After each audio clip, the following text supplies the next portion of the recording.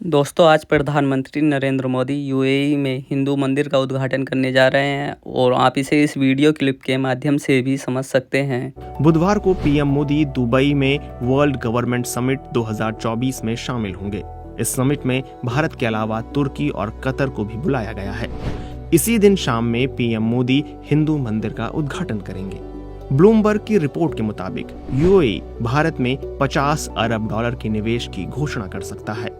कहा जा रहा है कि मोदी के इस दौरे में धर्म, राजनीति और पैसे तीनों शामिल हैं। इस्लाम यूएई का राजकीय धर्म है। दूसरी तरफ नरेंद्र मोदी और भारतीय जनता पार्टी के साथ भारत के मुसलमानों से संबंध पर सवाल उठते रहे हैं। इसके बावजूद भारत और यूएई के संबंध इन विवादों से परे हाल के सालों में और गहरे हुए हैं। कहा जा रहा है कि भारत की बढ़ती जियोपॉलिटिकल अहमियत और अर्थव्यवस्था की तेज वृद्धि दर के कारण यूएई भारत को खासा तवज्जो दे रहा है।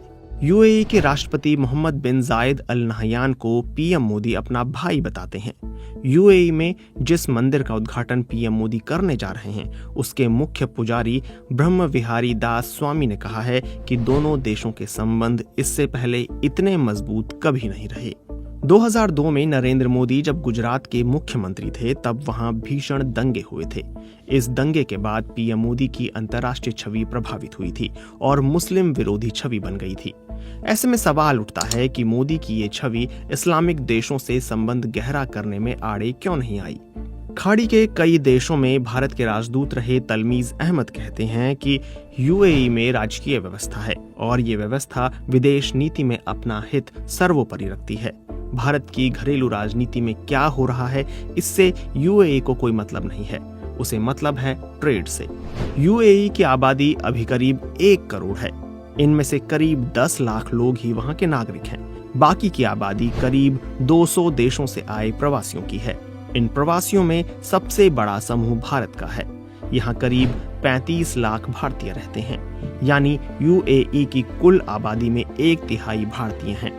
थिंक टैंक कार्नेगी एंडाउनमेंट से अबू धाबी में पश्चिम के एक पूर्व राजदूत ने कहा था कि मोदी की व्यवहारिक राजनीति वाला माइंडसेट और एक मजबूत नेता वाली शैली सऊदी और यूएई के दोनों प्रिंस पसंद करते हैं।